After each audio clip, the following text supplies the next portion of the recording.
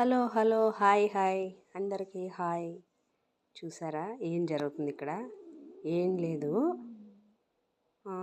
ఇప్పుడు దగ్గర దగ్గర ఒక 4 months వచ్చాయి వీళ్ళకి, ఏజ్ పిల్లలకి. కాబట్టి చూడు చూడు ఇప్పుడు గొడవ పడుతుంది, కొరకడానికి పోతుంది చూడు వాళ్ళ తల్లి పిల్లని. అంటే కేర్ తోలేసింది పిల్లల్ని, కేర్ తోలేసింది, పట్టించుకోవడం మానేసింది.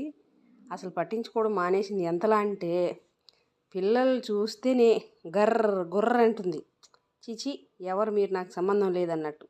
పాప బిడ్డలు ఇద్దరు బెంగ పెట్టుకున్నారు. ఉన్నది ఇద్దరు, ఒకడేమో పోయా మొన్నే.